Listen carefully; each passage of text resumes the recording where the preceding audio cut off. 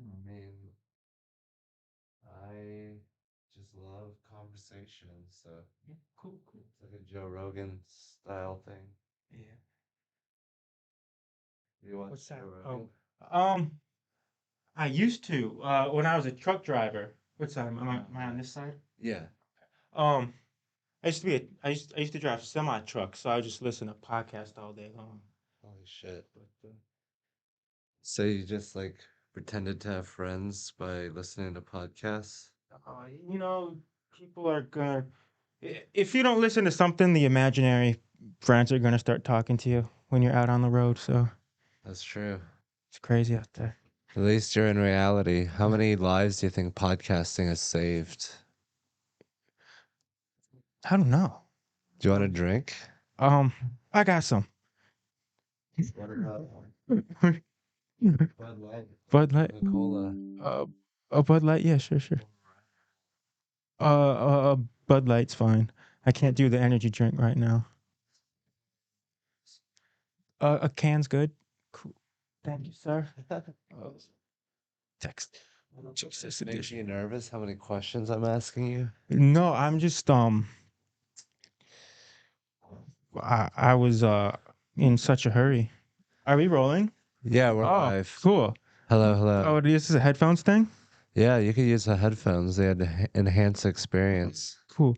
Um, no, my I was in such a hurry because I was door dashing and you hit me up and then my e-bike ran out of battery because I was like, Classic story. yeah, I was like, I have to hit $50 today. And then you hit me up and I was like, damn it, Hans, I'm hitting $50. And so I tried to get one more delivery in. Then I ran out of battery. So, So it might as well have happened. yep, You were gonna run out of batteries anyways. you're right. I do what it takes for $50. I only made 47. So, Holy shit. yeah. Do you want one? I brought one for you. Thank you. Um, from the 7-Eleven.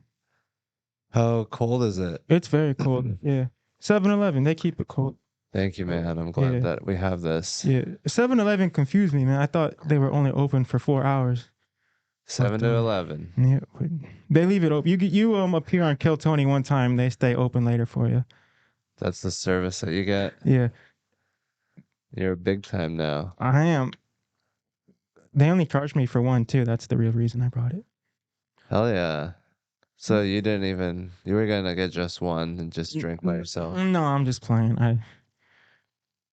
I mean, I can go get more. Do you want one? Yeah, the more the Okay. merrier. Okay. What's up? So, yeah, I mean, what were we talking about? I made $47 today. Oh, right. Yeah. Do you get a bonus if you get 50? Oh no, they used to give out bonuses, but So who cares if you get 50 or not? the landlord. You need 50 exactly. Oh. That's just a random goal you set for yourself. Yeah. Do you not set goals for yourself? I just do it Do and it. then hope it's enough, but I don't like if I need 50 for a specific reason, but I think it's good to motivate yourself. Yeah. Just do it a lot, do it a lot. Have you have you ever seen Dodgeball? Yes. The scene where um Vince Vaughn, he's like, I find that if you don't have goals, then like you can't reach them, then you'll never be disappointed. Like sometimes I think about that, but I don't know. Yeah. I have to have goals to keep going. Whoa. Did you hear that? What? No, a Uh, ghost? I just like burped a little. Oh yeah, I kept it still inside. the tall boy will do that to you. Yeah. Cheers. Cheers. Yes, thank you for having me, Hans. Thanks for doing it. You Hmm. look like David Bowie in Labyrinth right now. You Like know, I a don't watch a lot of movies, but I'll take your word for it. like a Lion the Witch in the Wardrobe character. Mm, I used to pretend to read the Chronicles of Narnia. Um, You read the Chronicles? no, I listen to the Chronic, but I don't read the Chronicles. Um, the Chronicles of Narnia, like in junior high, that was one of those big books you could pretend to read, so the teacher would be impressed by you.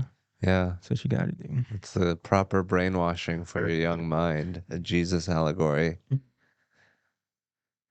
Have you heard of the book that doctors get to diagnose back pain? It's called The Chronicles of Hernia. I did not. Do you think Like, that's good? it is. It seems like it could be real. You delivered it so well. I wasn't sure. It's a Thank good you, one. man. I just become very robotic. Yeah. I like Just no emotion, just straight words so that I can't fuck it up. I like that. Do you feel like the longer you do comedy, like the more you mellow out? Like you just don't give a fuck anymore, so you just deliver it how it is. You know what I mean? Like you're trying less. Yeah. Yeah. What are the chances that you mellowing out and being like relaxed is also funny? Like, isn't it great that in comedy, the more you relax, the funnier you get? It's true. Yeah. Also, like I think a lot of comedians when they go up there, they feel like they have to prove to the audience that they're funny, and I think that's the wrong approach. Like if you can just chill out and be like, I know I'm funny, and they can enjoy it if they want to.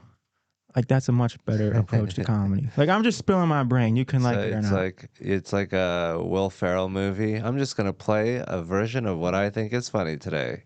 But and then you do a little act out or Yeah. something. Mm-hmm. I think it's ideal when you're playing for like a bunch of white people and you can just go into your act. But sometimes it's better if something crazy happens and you have to address it, and then the audience feels like it's a real life Mm. performance. Yes, I have learned that the more you can make it seem like you're just going off the fly or like improving it, like people are drawn to that. Yeah, faking it. Kind of, but like, yeah, like if you can pretend like you don't know what you're doing and pull it off, the audience is drawn to that. Yeah, Uh, that'd be funny if you could pretend to be really bad but be really good at it. that's the approach some people take for sure. Yeah. Yeah, I mean, some people do it too much at open mics where they're like, "Yeah, I know you think I suck, but here's another joke, and I'm so feeling good right now." Yeah. You know what my favorite or my least favorite thing to hear at an open mic is like, oh, N-word. that's that one. Um, my least favorite thing is when they're like, oh, that one works in front of a real crowd. Well, go do it. Okay, well, if you can get a real crowd, go do it in front of that. Yeah, you loser. You suck, and you're in front of a fake crowd. Yes, an open mic is a very fake crowd. It was 500 people, but it was a fake crowd, all comedians. Fake news. But I still like the open mic grind though because I don't know if you can get open micers to laugh. It's like okay, there's something there, maybe you know. Open micers. Yeah, I think it's good to make anyone laugh, really.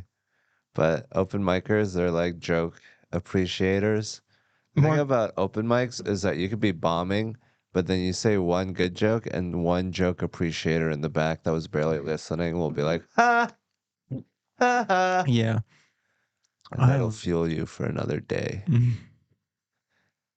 yeah. Damn, I had a good one and I totally forgot. I don't know. Yeah, the open mic. What? When was the last time you even did an open mic? I'm curious. September 17th, 2023. Really? Mm, Probably. Probably that long. Just curious. Feels like that long. So yeah. Sometimes when I do an open mic and it's not going well, I purposely throw in a joke that I know absolutely kills. And I'm like, okay, if you guys didn't laugh at that one, then I know you're just not gonna laugh at anything. So, You I- have a litmus test? yeah, Little exactly. trace around in your Yeah. battery of bullets. Mm-hmm. Well, sometimes you say it, the surefire joke, and you're like, oh, I can say that in an unfunny way too. Now I have to look out for that because that just bombed. and then you lose confidence in your ringer. Actually, you know what? Excuse me. Sorry.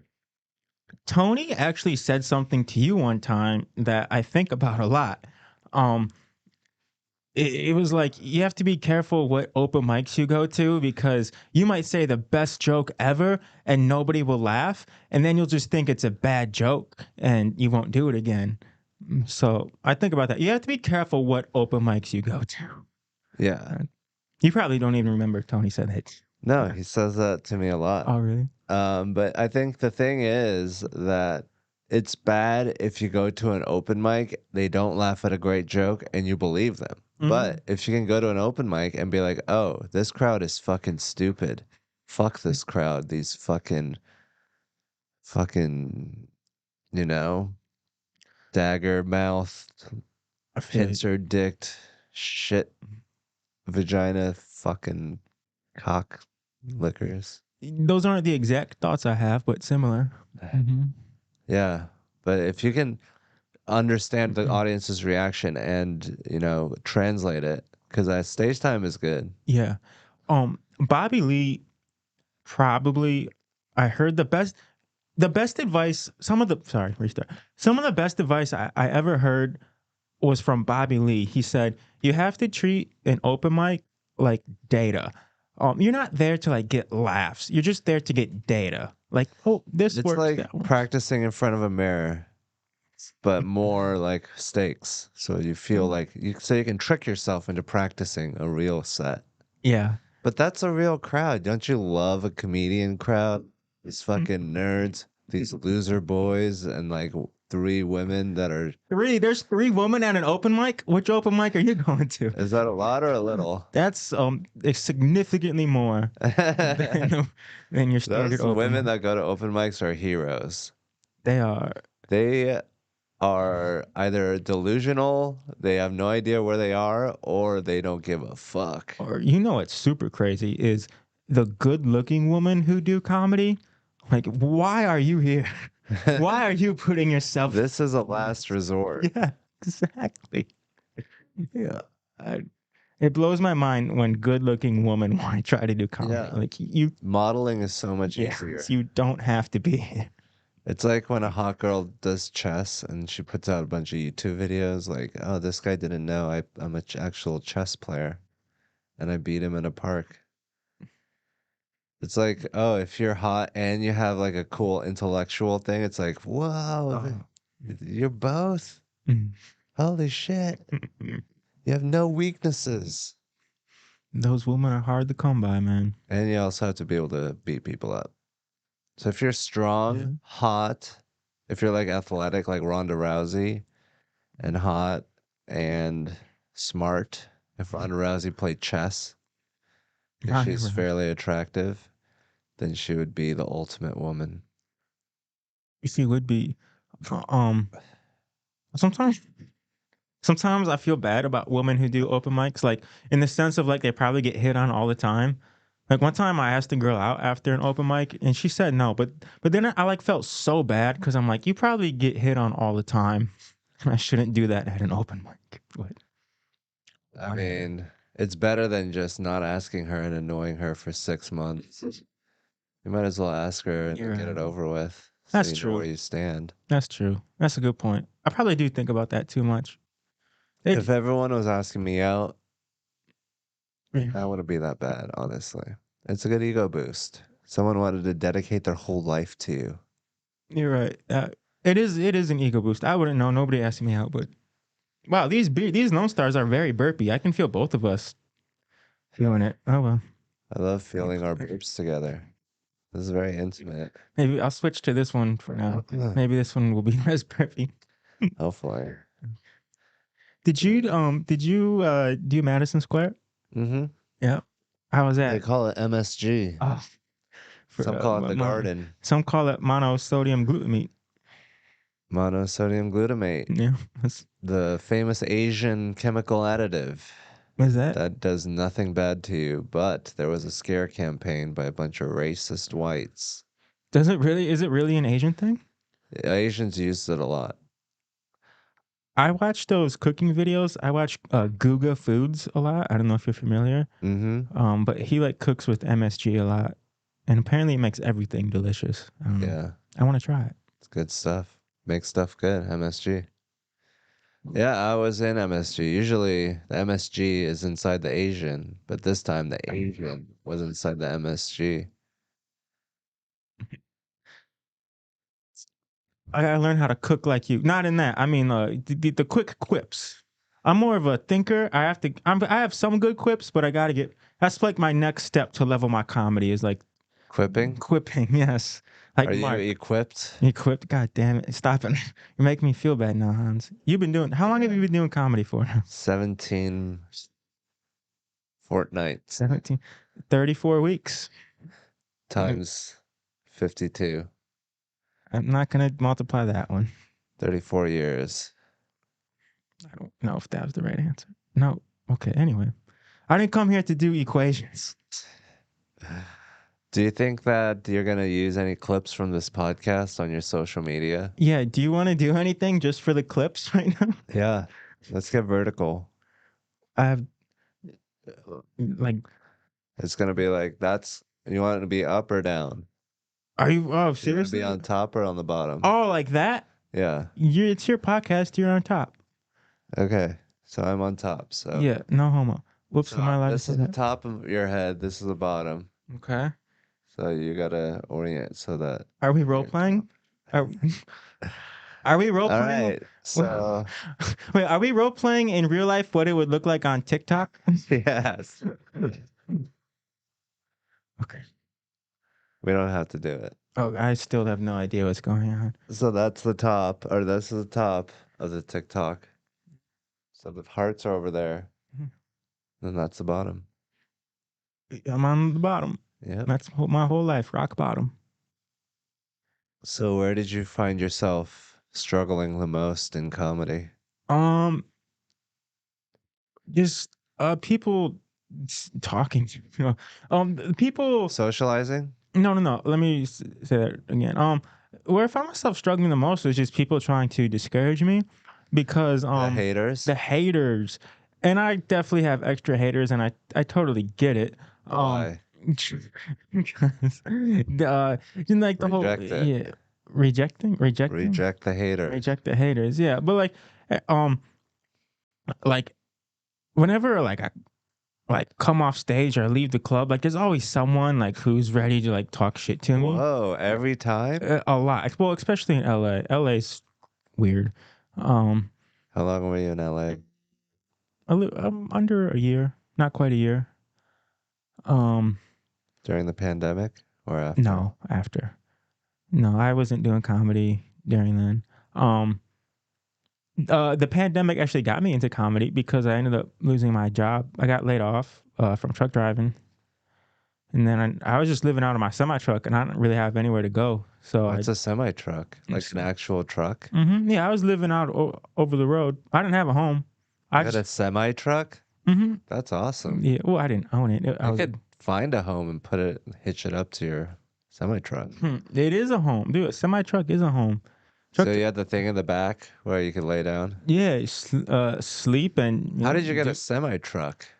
Well, I didn't own one. I worked for a company. And they fired you and you just kept the truck?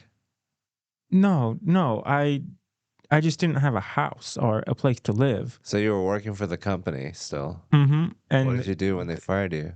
I drove around for a little bit. They let you keep the truck? No, I drove around in my regular car. Uh, That's and then I actually turned on the Rogan podcast, and it was the Pauly Shore episode by complete happenstance. And yeah, they're the just number 1 podcast in the world. yeah, Chances are you're going to listen to it. well, but no, like the chances that it was the Pauly Shore one, and they were just talking about the mothership, and I had no place to go, and I just like turned the car towards Austin and came here. Where were you when you heard that Pauly Shore episode? I was at the Chick-fil-A in West Memphis. West Memphis. Mm-hmm. That's pretty close. It's like 6 hours. Yeah. Because I was on my way. I was in Mississippi, and I was just gonna go back to Illinois and like work in a factory or something. I'm like, you know what? I might as well do comedy because I don't want to go back and work in a factory. Why not? You know. Well, if that's alternative, why not pursue a life of the arts and bohemian rhapsody? Yeah, you're probably gonna be broke doing either one. So. Yeah, you might as well have fun while you have zero equity. That's how I look at it. I'm always like, if I'm just gonna be spinning my wheels, I may as well be doing it while I'm going for something. You know. So, do you think the shitty economy is actually a motivator for people to pursue their dreams because of how shit the Oh, economy is? million percent. Um, what's this 50 Cent? Get rich or die trying. There's no better time to get rich or die trying than right now. Like, now is the Because time. you have no options. Exactly.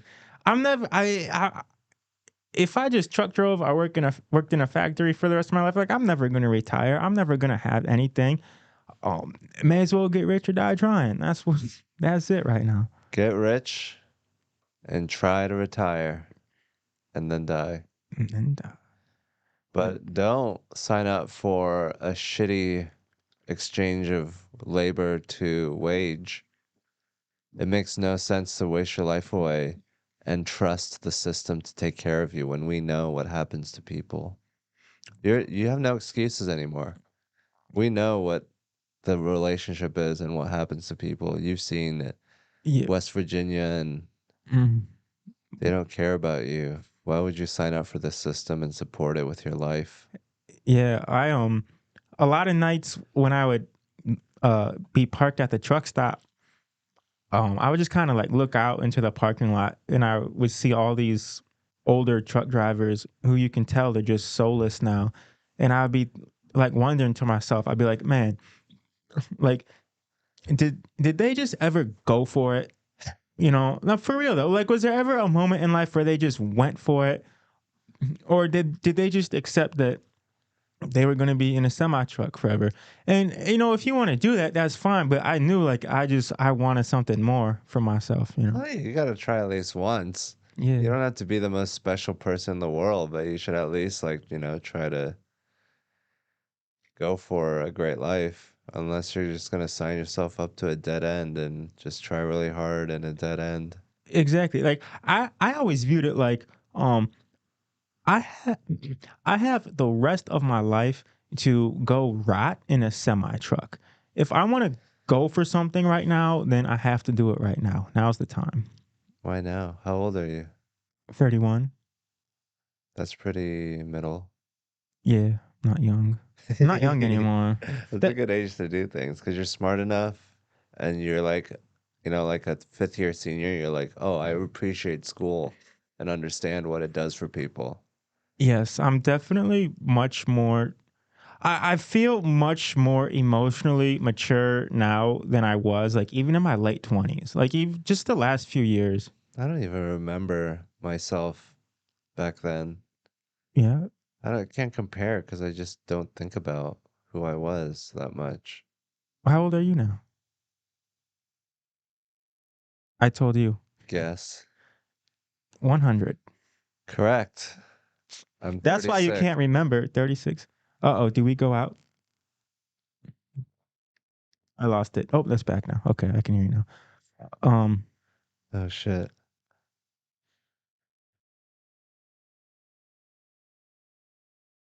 I think I can hear. Yeah, I can hear now. You cut out for a second, but there we go. Oh, bad hair day for Keegan.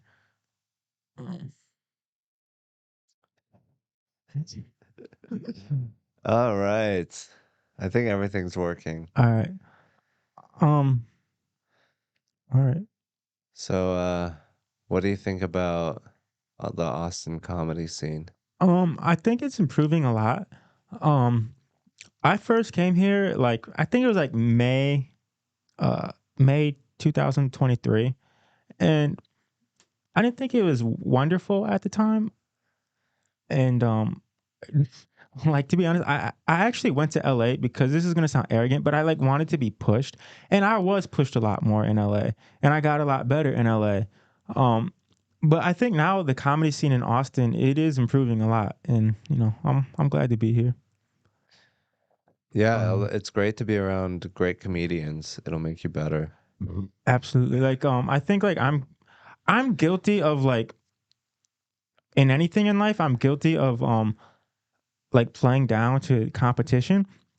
And at a certain point I realized I'm like, dude, just go fucking kill. Like make people like set the bar and make people come up to where you're at. Don't play down. So that's the no matter where you're at. Like so that's the attitude I really approach things with. That's good. It makes you write funnier jokes. Whatever it takes to write funnier jokes. Yeah. I'm like, I don't even know what goes on when I write. I'm like, well, here I go. And then I start writing and I don't know what affects it. So I think being in a funnier city definitely affects it. But Do you sit down? Do you like actually like get out a notebook or computer and like write? yes, You do? I yes. don't. Never. I've never sat down to write before. Not So once in when my you have time. nothing to do for the whole day and you're like, I want to work on my comedy, what do you do? So, okay, it depends where I'm at. If I'm in LA, which my favorite thing to do is my favorite thing ever to do is to be in Los Angeles. I fill up a thermos thing of whiskey. Well, Yeah, I'm parkour. And then I get on the bus and I just go drive around or I just go ride around LA because there's so much crazy stuff you don't happening, drive right? the bus. You're not a bus driver. I Thank was. God. I worked for Cat Metro. I drove the bus in Austin. But not while you were drunk, right? Anyway, and then so in LA, I would literally just get drunk, go around the city, and look at stuff because there's it's like a Mad Max movie, right? And then just write down ideas in your phone. Yeah, pretty much. You're like, look at this guy with no leg. Yeah, exactly though. Like I have to let things incubate. Like I just get an idea and I'm like, I know there's a joke there. I don't have it yet, but I have to let it incubate. And then like a few weeks or months later, then it will just come to me. So if you're like, oh shit, I have 7 new jokes I have to write this week for Kill Tony, what do? You just ride I'm the bus more? if I'm in Austin, I'm literally just gonna go start walk around downtown, wherever. And Um, then you'll come up with jokes like you that. you have to see like you have to observe them. Like if I just see like a bag blowing in the wind, Oh my I'm like, God. okay, there's a joke about that. It won't be American about Beauty. Katy Perry, but American Beauty. I don't know what that is. It's a movie about a bag blowing in the wind. Oh, never seen it. Um, So you just go out and exercise or move your body, see different things, and that helps you write jokes. And then you're really good about writing it down in your phone when that happens. Yeah, I if you were like if you just gave me a piece of paper and were like, Keegan, start writing jokes right now, I would not have a single idea. But if you're like, hey, let's go walk around downtown, they're gonna start coming to me because I have to observe. Do you, have you come up with any jokes right now? Can you come up with one right now? And I'll try to come up with one right now. Or oh, I just told you I can't do this, huh? Well, try. Oh, what do we have? I have to observe. I have to observe the room. Haven't you been observing this whole time? Would you walk around with your eyes closed? Uh, no. Hey, an empty coat rack. That's like having no Mhm. dick in the puss. Is that really what it's like? 'Cause I would Look at know. the empty coat rack. Isn't it so weird though? Yeah. Okay. Do you want Just to do? like Do you want to do waiting. a coat? It's waiting for stuff to be thrown on um. it. Mm, yeah. Hans. I have to walk around. I can't just sit down and do it. Why do you have to If walk? we start walking down Congress Avenue, it's gonna come to me. What if you got more morbidly obese and you couldn't walk? It was just the end of your That's it. comedy That's it. career. I'm gonna do what I can to collect disability, and I'm calling. Don't you got to be resilient, man. You got to think of jokes when you're sitting down. That's the new thing for you. Sit down jokes. Or Sit down comedy. that's yes, that's also my favorite joke at an open mic. I'm tired of doing stand up comedy, and then they sit on the stool. I go, Sit down comedy. I hate that. Nothing wants me to walk out of an open mic more than someone who does that joke. You're like, you're sitting down, I'm standing up and Yeah, walking out. exactly. Walkout comedy. Hmm. Um, I write, I love writing. I think writing is a separate exercise entirely from comedy that has some overlap. It's like a Venn diagram, but writing is like an exercise within itself. You can't like write to increase your stand-up comedy all the time. Sometimes you just gotta write just to Y- for yourself. yeah, you have to. Also, I think you have to write, or you have to like write and think of the bad stuff too. Like even if I have a joke I know is going to be bad, I still process it and like get it out because you can't get caught in like just over analyzing because then you're not going to write anything. Yeah, it's about forgiving yourself for your bad ideas and being kind to yourself instead of being like, no, this is bad. Bad thought. No more thoughts like this. Yeah. And then also too, like sometimes when you perform and if you just want to throw that bad joke out there, sometimes the absolute dumbest joke is the one that works. I've been I found that out. I did a Rhode Island joke. I was like a joke that kills for absolutely no reason is like I have a friend, he's from Southern Rhode Island. If I forget where he's from, I just remember it's by Northern Rhode Island. The dumbest fucking joke and it absolutely slaughters. And Nice. I don't have no idea why. It's just great joke. It's not. I had a friend once. We were traveling down I-5 on the West Coast from Seattle to LA. Beautiful, yes. And he was like, hey, I never noticed that Southern Oregon is a lot like Northern California. I was like, yeah, they're touching. It's like, that's how it goes from, That's how it goes. That's a beautiful part of the country. You know, like that part of California is so weird because like on one side of the highway, they're growing oranges, and then on the other side of the highway, there's mountains covered in snow. Like that might be more like 15, but it's like a bowl. It's like the mountains cover it. And then inside of California is this grassy patch that grows like 70% of all the produce in America. the more you know. Are you Californian? No, but like I said, I lived in LA for a while, and then I just when I truck drove, I was in California a lot, so I'm familiar with the state. Were people in LA mad that they thought you were too similar to Mitch Hedberg? Yeah, that's why. So like,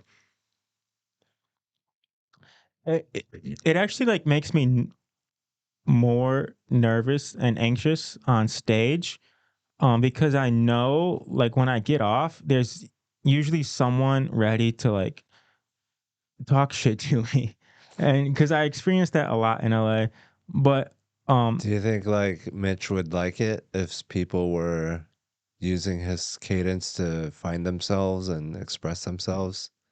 Um, cadence really comes more from my favorite author, my favorite poet, Charles Bukowski, because Bukowski he explains how writing should never be dull. It shouldn't be blah blah blah. It should be bim bim bim.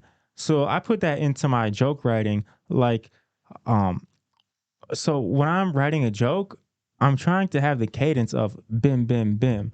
So that's really where that comes from. But then I think my voice or like speech pattern in general just kind of reflects the one that Mitch had. Yeah, I mean, I think it's a great format, but if you write funny jokes in that format, like, you're using it like training wheels to get your own bearing.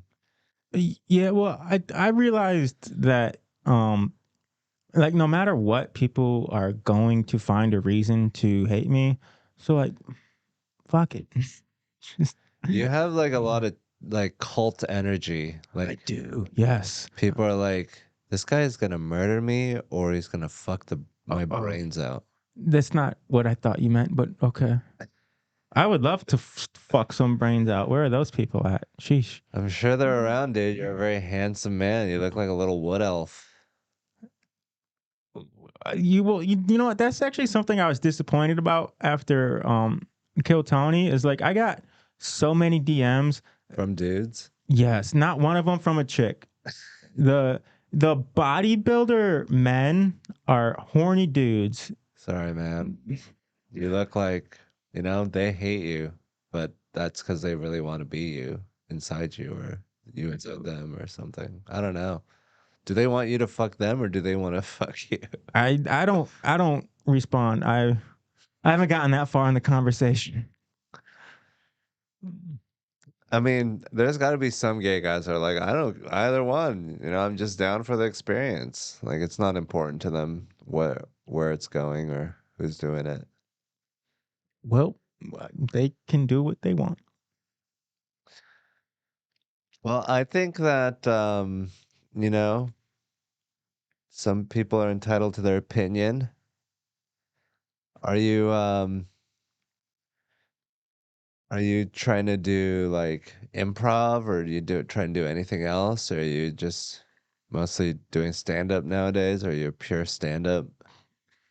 Or are you an actor? Um, I do stand up. I've been like doing some more acting skits, and we actually have something like really cool that we're working on. I can't give it away right now, but anyway, I do want to transition more into acting because I do realize like I have 3 specials planned that I want to do. I know that's long term thinking, but Damn. I do understand that like Do you have like a theme for the stand up specials? Like the first one's gonna be about redemption. I have a thing. Yes, it's there. Trust me. What is it? I I can't give it away, but Just a general outline. let's just say I'm a huge fan of the Kanye trilogy. So anyway, Oh shit. eh, What's the trilogy? Donda, no, no, no, no, no, no, Homecoming. no, no, no. The college dropout, late registration, and then graduation.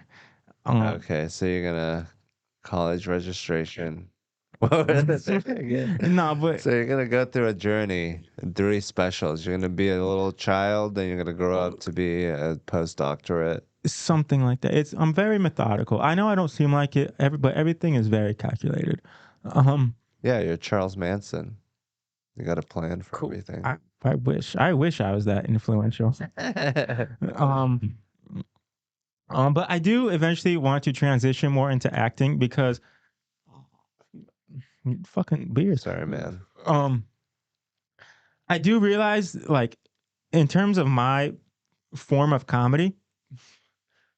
Wow, this is a bad. Here's where a bad idea, I man. like Kurt Cobain mixed with what's that guy that played Legolas? Legless, Bloom, Orlando Bloom. Orlando Bloom. Yeah. It's a new one. I get Kurt Cobain all the time, but I never heard Orlando Bloom. But okay, anyway, I do want to transition into acting because I understand that like Stephen Wright and Mitch and Dimitri, they've kind of sucked the sucked the cow's tit dry when it comes to one-liners. They've done it all. Yes. So eventually I just want to drop a few specials and then transition into acting because it's just so hard to keep coming up with stuff. Like every single thought I have now, I'm like, Well, oh, there's only so many bus routes. yeah, it's so true though. But it's like every single thought I have, I'm like, oh, Dimitri. Oh, that's the Dimitri. Nope, that's the Mitch one. So So you think we should just stop doing comedy? What about music? Do you think we ran out of songs yet? oh, every song has been sung except one I'm dropping. Well, you'll, anyways. Yes, I'm dropping a song. What about Um, apate apate apate apate? Hans, you keep referencing things that I don't know. That yeah, I mean that's a great song. Let me blow your mind right now. This is a new top hit, and for you, this is like watching Oh, fucking Mozart. okay. Are, Apate. It's a great song, man. I believe you. So that's a new song. I haven't heard that before. Bruno Mars. Bruno Mars, Marry You. Have you heard that song? Yeah. I think I'm gonna marry you. Great song. That never existed. That's new. Great point, Hans. Um, well, I do feel like, in terms of like originality, almost, I feel like we're to a point in anything where it's like it's so tough to be original anymore. And I think that maybe our era, it's not about being the most original, but it can be about having influence from the cool things from the past and just putting your own twist on it and bringing it to the light. Because if you're gonna like try to just be super original, you might just do freaking nothing. And you might just deprive the world of some really great art.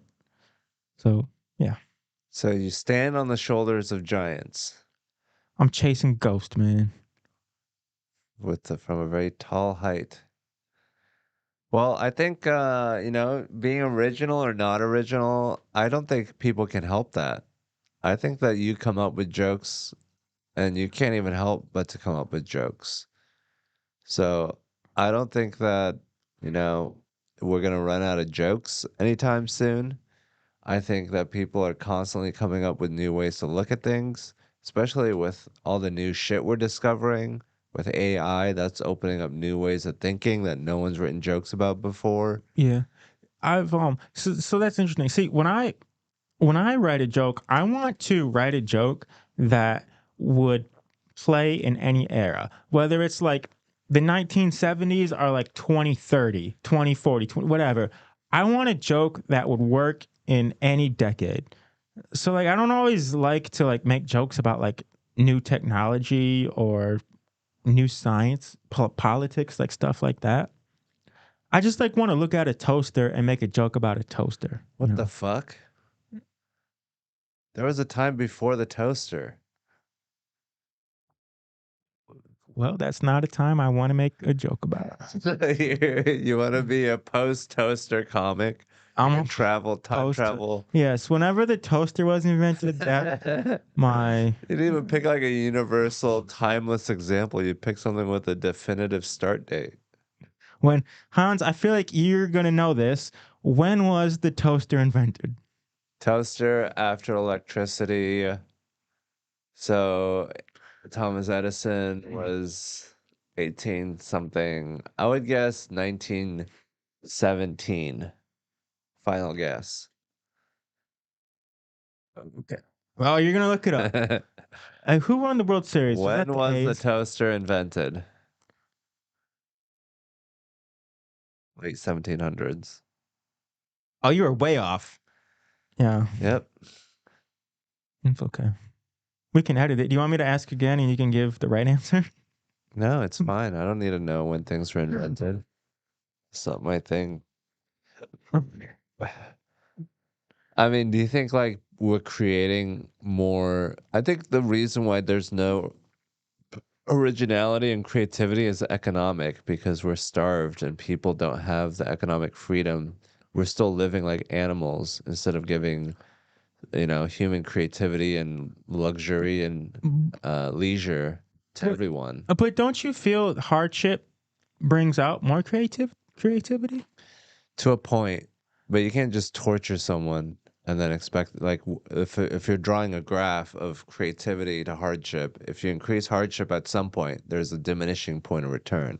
You can't just increase hardship and expect someone to be creative. That's how you like not a lot of art came out of the fucking well, I guess afterwards it did, but during while it was happening, the Holocaust, I mean, yeah, a Yeah. lot of art came out of it after it, but Mm-hmm. um I think yeah. Well, I think art should process the pain, not preserve it.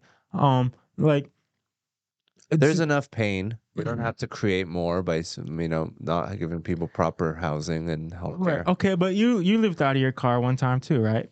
Or your Yeah. van, right? Didn't that just drive you to like I lived out of my car. I lived up on like 45th and Lamar. That was my spot. And didn't that just drive you to like literally and figuratively? Didn't it drive you to just create better? It wasted a lot of time of me fixing random shit that I could have been using to do comedy. Um, I don't know. I think I was driven, so I lived in a van. I didn't live in a van and then become driven. That was already there. Like I just wanted to write jokes. If I could live in an apartment and write jokes, I would have done that. I don't think you have to be suffering to write jokes, but I think suffering does help you get you off your ass Yeah. a little bit, but I mean, you can't torture people because it'll make them work harder. Like we don't need people to work that. We have modern technology. I think it's very fucked up to do that, and that's the kind of like driving force that's behind how we relate to each other and why we're kind of mean to each other. It's because we're deep down either supporting it or, complacently allowing it to happen. It's like people getting tortured just so you can have an iPhone. Yes, but I, the reality is that I think people are gonna have to be tortured so we have iPhones. I don't think that's going away. But we're not even trying. It's like this isn't like the most minimal amount of torture. This is like however much we want. Like we're not even working towards making the world a better place. We could at least try and see what happens. But once we try and fail, then I'll be silent. Don't don't you think that's just like a fantasy world though? Like we're never gonna make the world like a great place. Well, what? Why don't you look back in history and see how much better it's gotten? Like, why would we just stop here? That's a great point. Do you think like the next world war is gonna be over like all these precious metals to like for AI and stuff? The AI wars. The AI it's coming. Like I don't know. Never mind. I don't know. I don't want to get deep like that. I think the next world war will be over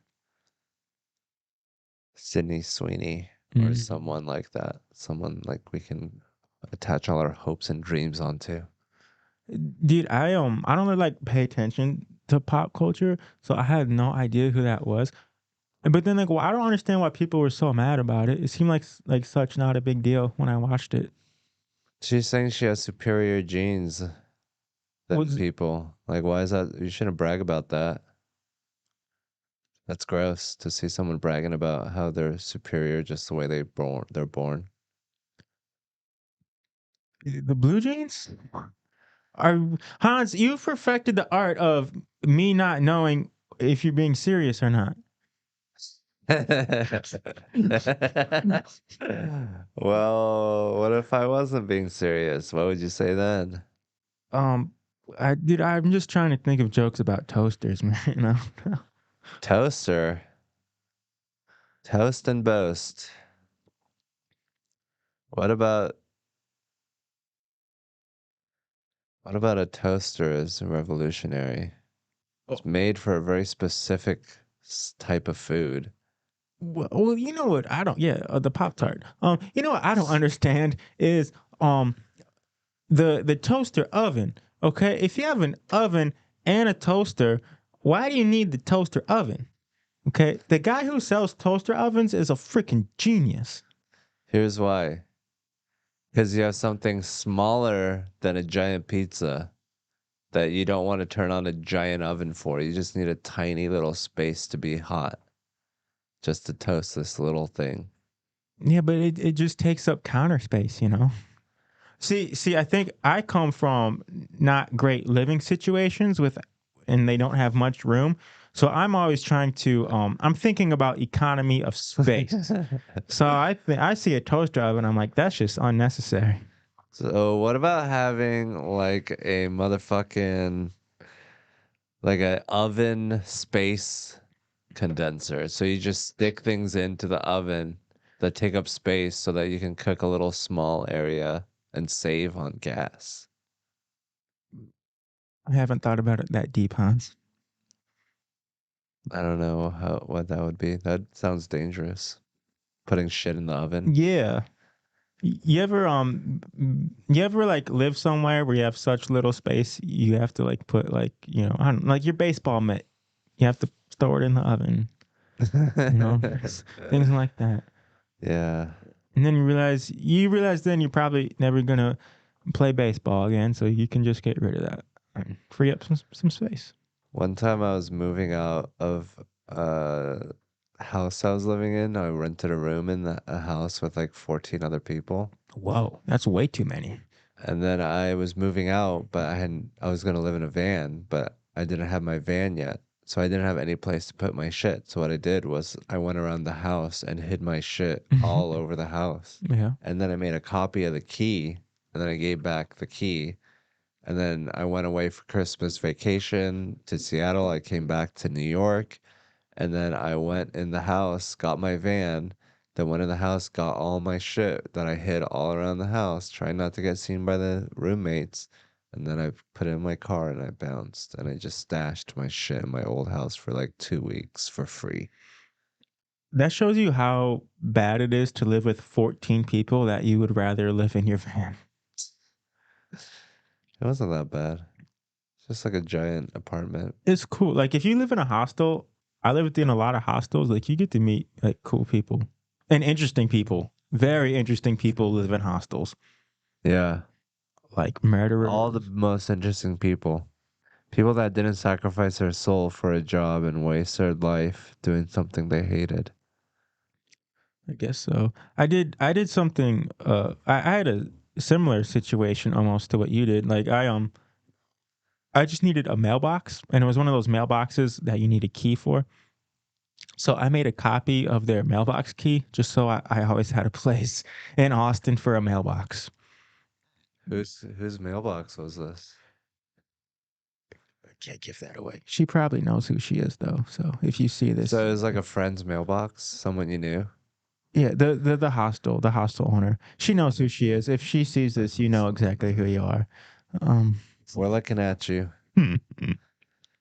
Damn, so you just got mail for free. Hell yeah, I'm paying for a PO box. That's You should just be able to drop a geolocator and be like, I want you to drop it right here. That's their good. job. They drop it in random places. Fucking drop it where I want it. I'll make it convenient for you.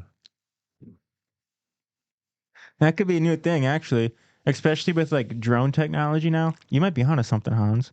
Just Yeah. drop it with the drone wherever you want. Just get in the general area. I'm sure Amazon is like already on that. They're definitely already planning that. They say drones are hard to automate because they can fly into each other, weather, airspace is restricted. You don't want drones in the air everywhere because then you can't fly your helicopter or airplanes. It's not easy to have drones. That's a good point. You know what really freaked me out is one time, great shot. Who when you shoot something, do you have a specific name in mind? You're like Kobe, you Kobe it? You're still you do Kobe. Can I tell you who I do? Damian Lillard No, I do Peja. The real ones know Peja. from the Spurs. No, from the Kings, Peja Stojakovic. Peja, Boop. is he Anyway, a good 3-point shooter? yes, he was great. We used to play NBA 2K5. We would only be the Sonics are the Kings because you could shoot with Ray Allen or you could shoot with Peja. That was the only teams we used. Oh Um. yeah. Anyway, you know what concerns me about drones What? is I was on vacation one time and my brother-in-law had a drone and he was able to like make it follow around my cousin. Like the drone, just as my cousin moved Was there throughout. something specific about your cousin that No, attracted the drone? no, we were just messing with them. But like, I'm like, okay, the drones can actually follow people like that. That's too much, man. That's too much. So if they weren't able to follow people, you'd be cool with that. I'd be more on board. Yes. Hell yeah. You see, like, well, one of my favorite movies is RoboCop. So you want a shy drone, a drone that is easily spooked. I want a drone that won't infringe upon my rights. That's impossible. Yeah, you're They're right. made to right infringers. If you were trying to make a machine that infringed on the most rights as possible, you'd make a fucking drone. You're right. Like one of my favorite movies is RoboCop. So I'm just like I'm always concerned about like, new technology. But isn't RoboCop the good guy? He is, but that's a fantasy world. In the real world, like, technology can be used for bad purposes. But that's an example of technology being used for good. Why didn't you think that we can use it for good? Because I know how humans are and we're definitely gonna not use it for good. What about the AIDS medicine that we discovered isn't that good that humans have discovered. Are you saying RoboCop invented AIDS medicine? I'm saying that a lot of things that we make is a lot like AIDS medicine and that it's good. Like, Wait, we have AIDS medicine? yeah, prep. Check it out. I'm I'm not in the loop, man. I'm saying there's a lot of good stuff we invented, like the polio vaccine, Hmm. That's up there. fucking That's a good one. agriculture, fucking The cinnamon roll. yeah. Moons are for my hammy. The we invented the the car. That was a So I'm great one. saying that just because we have technology doesn't mean it's bad. What we need to do is have a better method of democratic control over the actions of our species instead of just having a small amount of billionaires being able to control what humanity does. It needs to be more democratic because we're all pretty fucking smart. Billionaires aren't that much smarter than us. They're not. That's true. That's so true. Do you ever see someone who's like super successful or has a lot of money and you're like, man, that person is not smarter than I am? Well, when Elon was going crazy, I thought, man, wow, maybe I'm smart. Why? Why'd you think that? Because he believes in Trump. I feel like that's just so obviously not the right answer. Do you have a better answer right now? Yes, What is Bernie Sanders, Zoran Mamdani. Hans, I'm so detached from politics right now. I have no idea who Zebra Dambini is. That was racist what you just did right now. You need to go be sent to a re-education camp for mispronouncing the supreme leader's name. I would love to go back to school. If we can Billy Madison this shit, I would love to go back to But school. you can't go to school with children. You got to go with like people like you, like 31-year-olds. 31 year olds. Oh, 31. 31 year olds. I thought you said dirty 1 year olds. I'm like, what kind of school is that? Oh yeah, you got to be cleaning their diapers and shit. I, I'm gonna pass on that. Do you think that maybe unions and collective bargaining is important for the future of the survival of our species?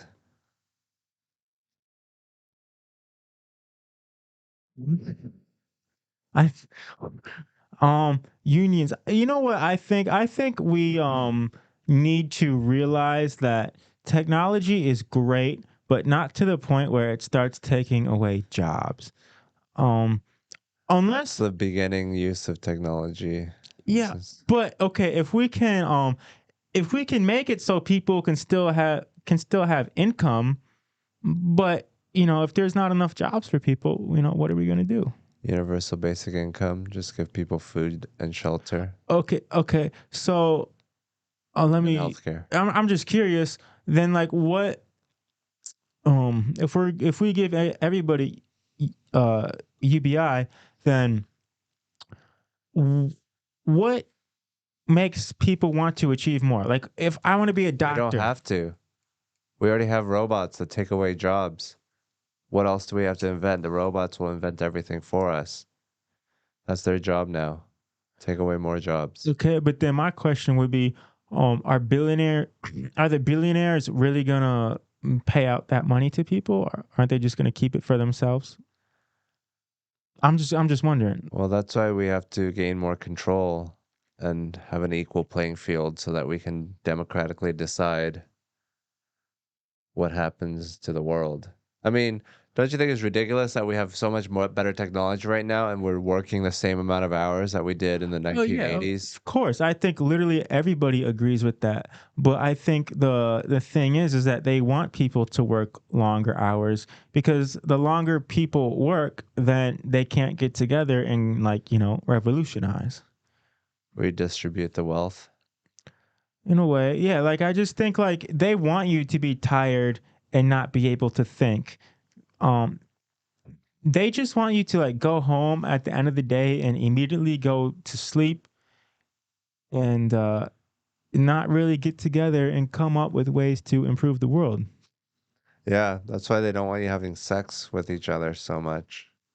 Yeah, I definitely have been impacted by that. Every society limits sex. Asian society, um, I Indian would love to society have sex now. with Asians. Just put that on the record. Who Okay. would you not have sex with? Oh, time. Next question. I mean, I mean, you should want to have sex with everyone. It shouldn't be noteworthy that you want to fuck Asians unless there's something special you like Asians because they're so like young looking. That is a great point. Sometimes I feel like white women are like the most materialistic. I have no idea if that's true. That's just the sense that I've been getting. White women are the most entitled. Yes. Yeah. Yes.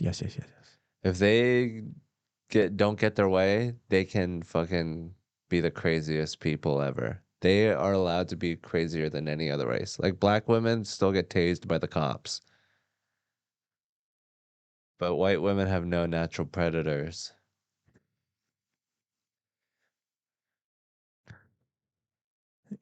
That just reminded me. Remember, don't tase me, bro. Do you Yeah. remember that? God, fucking Don't class. tase me, bro. I that rings through my head at least once a week. I still think about that. It's the perfect phrase that culminates, like it encapsulates everything about our generation. Getting tased by a government official. Yeah, who was it? Was it John Kerry who was there? I can't remember. I think it No. was John Kerry. He started talking to John Kerry. And the use of the word bro. Like it's just for fun. I'm just doing a prank, bro. Yes. And you're gonna tase like that's the only way we'll politically stand up for anything is if it's for a YouTube video or if it's a prank show. Yeah. Do you think that would have had the staying power if he didn't say bro? If he would have just been like, "No, don't tase me." Do you think it would have like caught wildfire like it did? No, not at all. Bro, It came out naturally. He's a white man, just in his element, natural habitat, about to get tased. What are you doing? You trying to tase me, bro? Like he doesn't really take it seriously. yeah. If he was really afraid for his life, he wouldn't use the word bro in a life or death situation. I might though. Because I might try to be like as calm as I could be. Oh, you're trying to de-escalate by using bro? Yeah, yo, yes. That's how I feel. Like if I'm in a run-in with law enforcement, I'm trying to treat him like one of the bros as much as I can. You're throwing in a tactical bro. Yes, dude. That's been my m- uh m- the like MO. my mo with law enforcement is like just try to treat them like as much of a bro as you can. Hey, it's my bro in blue. Yeah, that's a great. I'm gonna take that one. That's a great line. We're all bros at the end of the day. Except for the ladies. They're not bros. Well, that's a good thing. You can't have too many bros. Dude, I got stopped by the police on Third Street today. They were filming a movie or a TV show, and I rode my bike right through it. And Damn. the cop was like, "Stop, stop, stop, stop!" And I literally said, "I'm like, bro, can I just go right there?" And that's what you have to do when you have a run-in with the police. First of all, calm, bro. Secondly, immediately offer a solution. Yeah, And they love you where it that. goes. When you have your own ideas of where you can go. They love creative and problem solving and other opinions. I saw a guy. What Okay, happened? let me ask you this. Do you have an opinion about the law enforcement who rides the horses around downtown? Yeah, What is it? I think they're unnecessary. Yes. And it's a display of power. It's like medieval. We should have probably advanced past this when we stopped beheading people in public. Yes, it's all for show. I saw a guy cross the street. This was on Congress yesterday. A guy crossed the empty street, okay, but he didn't have the signal. And a cop on a horse stopped him and scolded him like a 5-year-old. And I'm like, dude, there are so many people downtown right now doing drugs, and you're worried about the guy who crossed the street without a signal? Like, like when we become San Francisco, that's why. That's how I feel. So you think that the scolding power of the police should be used more sparingly and in more serious situations? Y- Yes. Well, I'm just saying, if you're gonna let people do drugs in downtown Austin, you have to also let them jaywalk. Okay. Well, I think that displays that we don't really care about the homeless. We spend a lot of money on the police that'll make us safe, but not a lot of money on making sure that people aren't trying to murder you. We just create an economic hellscape that produces zombies, and then we just get really good at smacking down zombies and enforcing law and order. It's really cruel and unusual. It is. Do you like when you're walking around downtown and like you see the same homeless people that you've seen for years? Like, isn't that weird to you? Like how they're surviving. Like Yeah. we keep feeding them. I know there's no solution to homeless, but it's like the more we keep feeding them, it's like the more we just enable it. Like I know it's such a tough situation But because you can't kill people. You got to keep them alive just in case they figure it out. And even if they don't, it's like a little project. You have like a little squirrel that you're nursing back to health. yeah, have you done that? No, I No. would though. I tried it with a bird when I was young. Didn't work. Once you start killing people, it changes you. I know. Um You know? I know. If you know, you How know. do you know? Next question. No, You have an just abortion? no. No. Um yeah, homelessness you've been to San Francisco, right? Yeah. Um, isn't it crazy to see that? Like, do you ever feel like if you keep enabling homelessness, like at a certain point you have to like put an end to it, or everything's just gonna become like San Francisco? I mean, we could pay people a living wage and subsidize affordable housing and give people health care, and that would prevent a lot of people from becoming homeless and having the problem get worse. But yeah, I mean, it's really an optional problem that we decided to have because we'd rather give more money to billionaires and take care of working class people. So it's really a matter of priorities. Like, do we care about everyone, or are we more focused on making sure the billionaire can keep every penny that he has accrued from the people that work from him, who produce more labor, more value to his company than he probably does? Yeah, I totally get what you're saying. I just think like we've been enabling drug use. Do you like okay, if you or I were downtown and if we were on drugs and yelling at people, wouldn't we get arrested? I mean, you have freedom of speech. Yeah. And sometimes I just see like homeless people on drugs harassing people downtown.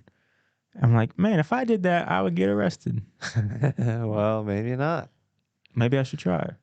Yeah, the possibilities are Do endless. you want to go? Do you want to go down to like Sixth and Congress and just start yelling at people? See what happens? I think it's sad that people get to that point, and that's why no one does anything because it's always worse for the person that's doing the yelling than the person that's getting yelled at. Of course, absolutely, absolutely. But do you ever like see us like a homeless person and just be like, "Man, you're just way too far gone to help." No. Really? Yeah, I mean they might be bad for a moment, but you can fix them. Yeah, Don't you think a lot of cool people were homeless once?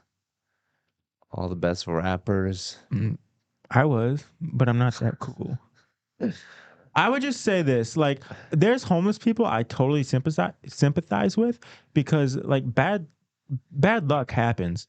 Um, but like those people, they're gonna figure it out. But man, sometimes I just look at like San Francisco and I'm like, man, I really hope Austin doesn't become that. Um, because there are just a lot of people who just want to like do drugs and don't want help. But I don't know. I'm not gonna act like that, like I have the answer to everything, because I don't, and I'm not offering up any solutions right now. But man, I don't know.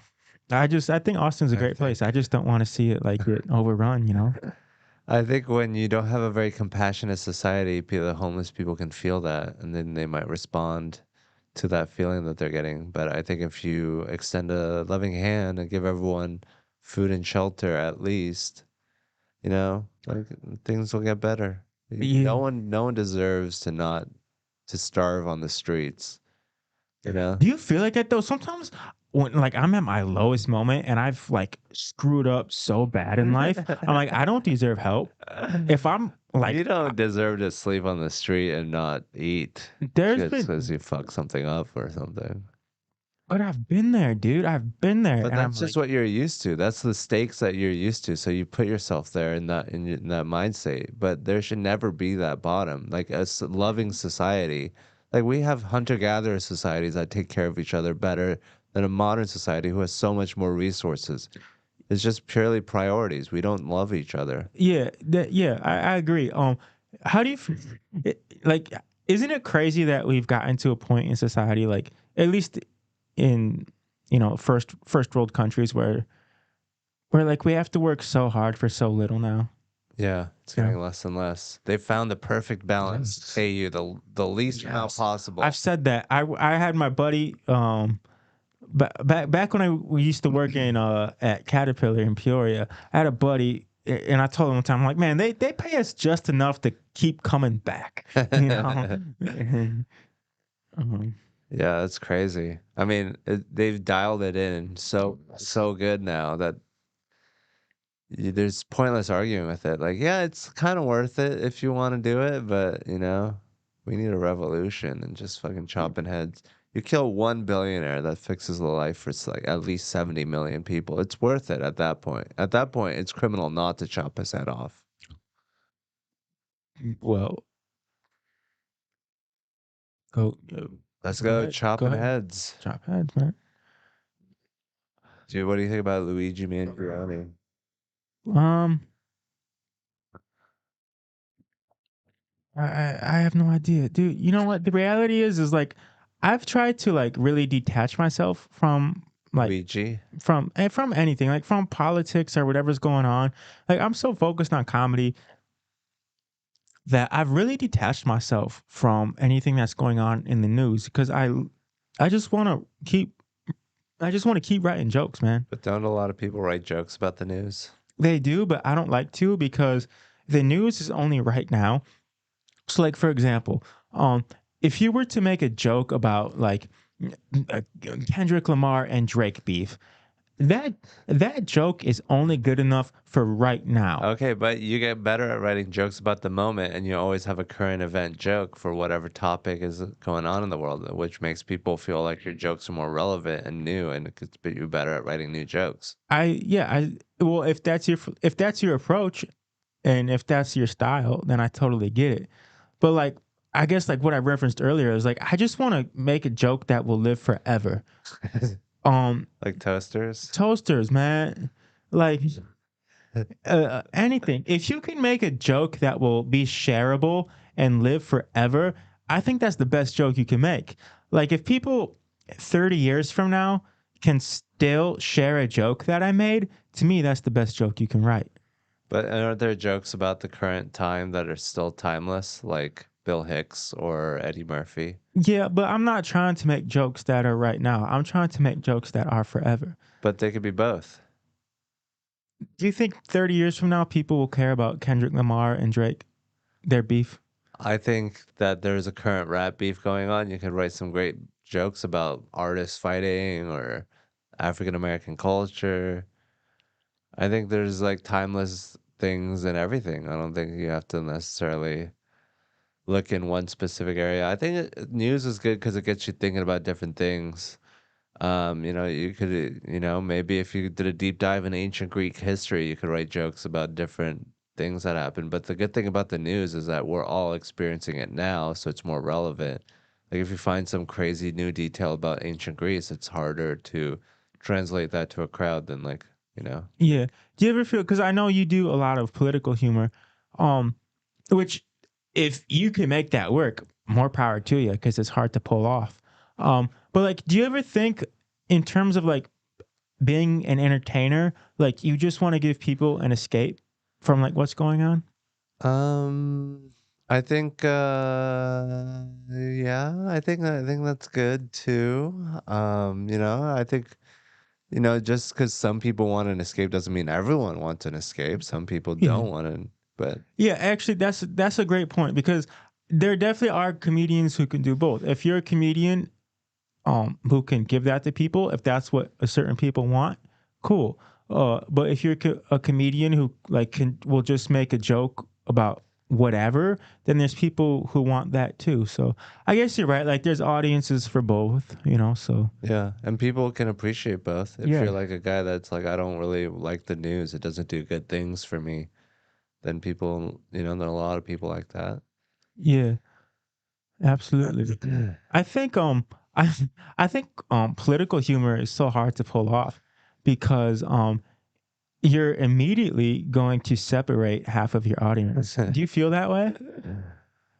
Yeah, a little bit, but there's ways to get them back, like I pretend like I'm a Trump supporter, but I'm actually like super liberal, so like Okay. I'm like, playing both sides, like, hey, like if you say I'm a Trump supporter's gonna be like, hell yeah, me too. Right. The liberals are like, oh, let's see what stupid shit this guy says. So they're paying attention at least. Yeah, they are. Yeah.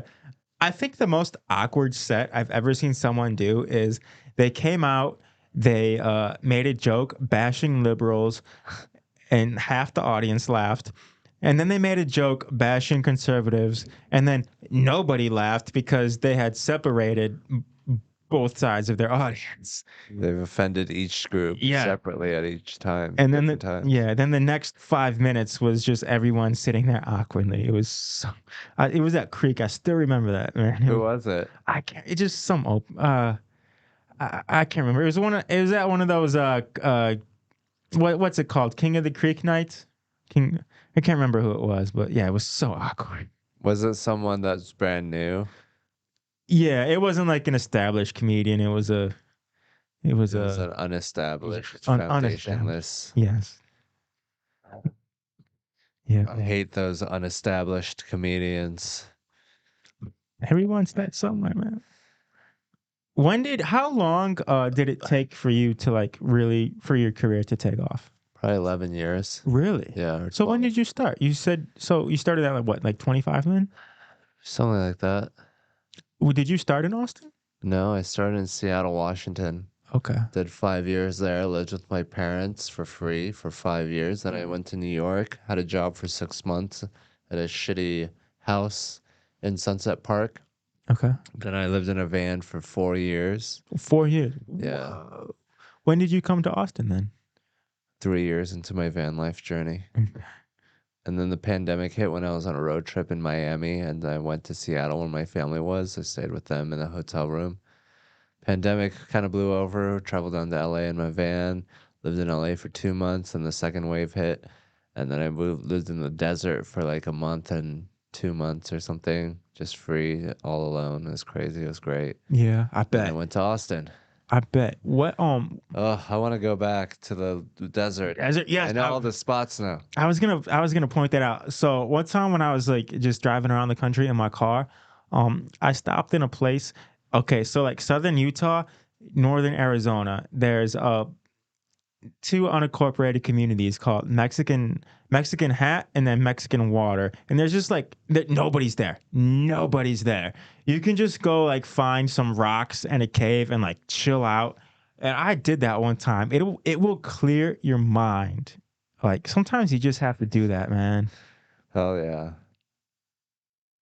Yeah. I don't think people realize what it's like to be completely alone. Yes. It's You're always around people, whether you like it or not. Even if you're in the suburbs, yes. you're always near their psychic energy. And to be completely alone, it really cleanses you. It's It like a intermittent fast where you have nothing in your stomach, just no yeah. people. And then you appreciate who you are, and then you appreciate what other people are to you. Yeah. I think like some peace and quiet is good. Like I did a month in New York. I did not think of a single joke the entire month I was in New York because like it was like so overstimulating. There's way too much going on. But then like some peace and quiet in a cave, I can hear myself A think. cave. Yeah. Well, more jokes have been written in New York than probably any other city in America. Yeah, but it's not about how many, it's about the best. Where can you write the best jokes? I would say some of the best jokes have been written in New York City. That's a great point, Hans. But you know what? Not I understand that it's overstimulating and it's like a big, like you didn't, it was a lot. But if you can learn how to harness that, I think it could be a great thing. But you need both. It's different medicine for different times in your life. Sometimes you don't need a Molly.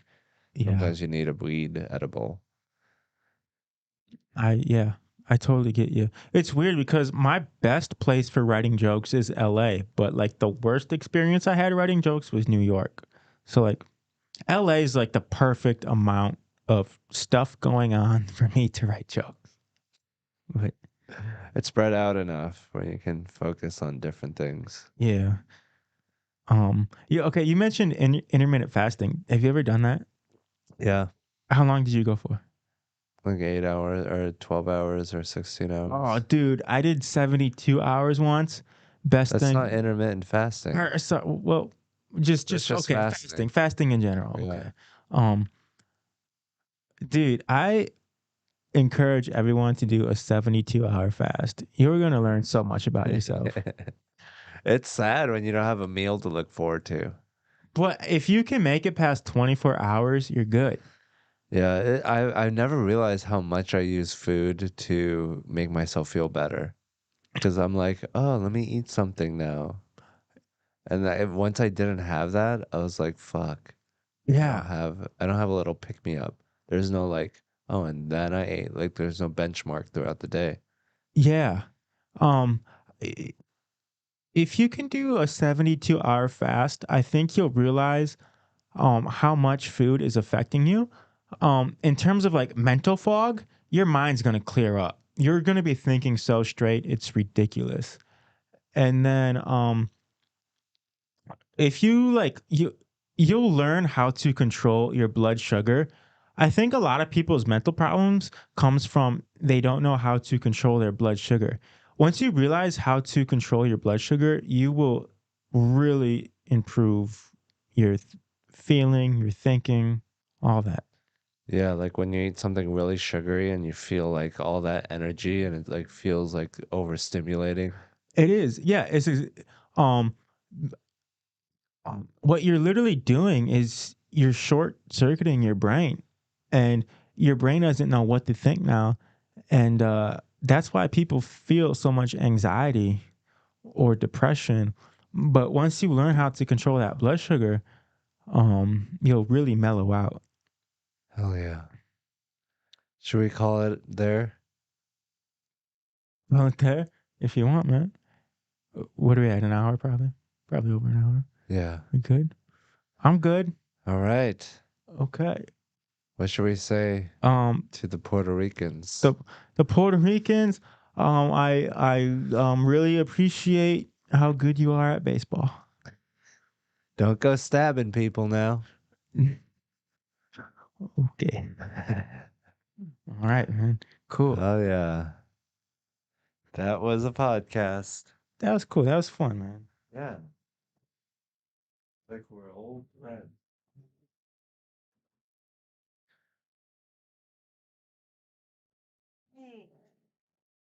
You got a show tonight?